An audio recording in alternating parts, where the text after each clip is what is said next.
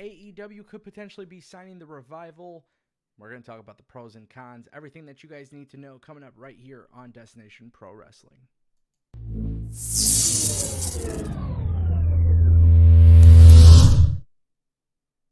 Do you guys want to see the Revival go to AEW? We're going to throw a video card up in the right corner. It's going to be a poll. Let us know what you guys think, yes or no. Make it clearly known what you voted for in the comment section down below. All right, guys, welcome back to Destination Pro Wrestling. My name is Ango, and of course, you guys can follow me on Twitter at Tango with Ango. We are talking about the Revival going to AEW because, well, it's been heavily rumored, heavily reported for several months. And guys, they are continuing to tease this on Twitter yet again. Now, it's not necessarily shocking. It's actually not surprising at all. But we're going to talk about the pros and cons of them leaving WWE. We're going to talk about some of the rumored deals that have been offered.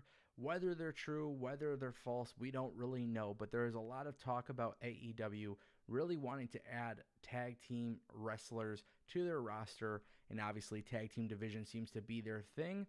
And the Revival also happens to make one amazing tag team. So, with that being said, the Revival right now with WWE is in a very interesting spot. They've been doing pretty cool stuff lately with Randy Orton on SmackDown and The New Day. And I think that right now proves that WWE, when being smart, can utilize their talent very well. I think what we've seen with the Revival and Randy Orton pairing together, I think WWE has something very special, which I'm afraid that WWE is somehow going to mess this up. And that is the unfortunate part, because if WWE can really make something out of the Revival and Randy Orton long term, then I don't see them leaving WWE at all. It's no secret that being associated with Randy Orton could do a lot of wonders for somebody's career. But most importantly, the Revival is one of the best tag teams in WWE. If not, they are the best tag team. It's very, very hard to argue. But right now with WWE, it just seems like tag team wrestling is not a big focus. And hopefully, with AEW putting such a big focus on tag team wrestling, WWE is going to see that and do the same. Because if you think about it, the Usos, AOP, the Revival, the Viking Raiders, I mean, there are some amazing tag teams. Talent-wise, they're very incredible. But storyline-wise, it just doesn't seem to be that big of a concern for WWE. So right now, WWE's contracts are roughly about $500,000 per year for 5 years. That is kind of the number that's been floating around recently online.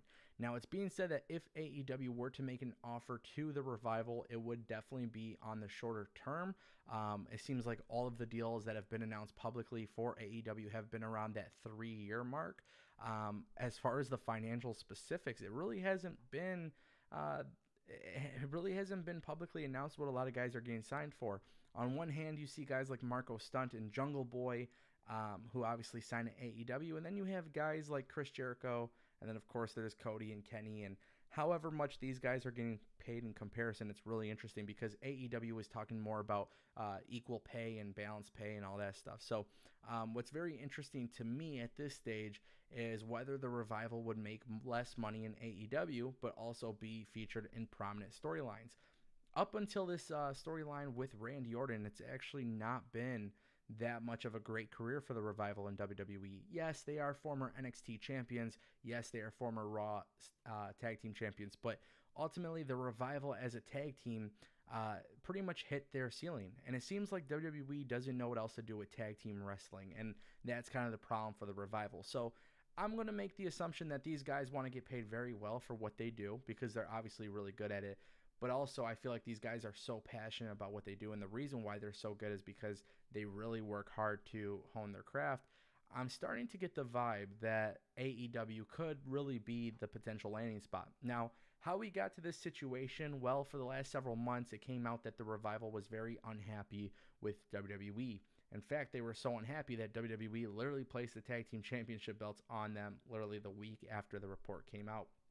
Now, with that being said, it doesn't help the fact that they're also on Twitter. They're actively teasing things. In fact, AEW threw up a tweet. What kind of tag teams would you like to see in AEW from all over the world? Of course, somebody tagged the Revival, and, They responded. And that seems to be like a really common thing with the Revival, and a lot of people are starting to give them credit because they're definitely getting people talking, especially YouTubers and creators and podcasters. But it doesn't change the fact that it's been reported several times that AEW wants them and they would have some interest going to AEW. They've teased it. They've been on camera teasing it at live events. It sounds like something that could very well happen. But when it comes to the financials, yes, AEW has money, but no, they shouldn't be throwing their money and spending their money and making the same mistake that WCW did, which, I'm a big fan of what AEW is doing. I'm a big fan of what WWE is doing. I'm a big fan of a lot of things happening in pro wrestling. I mean, for crying out loud, Impact Wrestling is moving to Access TV, which will be a separate video for another day, but there's a lot of cool things happening in pro wrestling. And when I look at this tag team division on WWE television, when I look at the tag team division in AEW, I personally love what they're doing with the Revival and Randy Orton. And so much so that I just don't know if I'm, as a fan, if I want to see the Revival leave.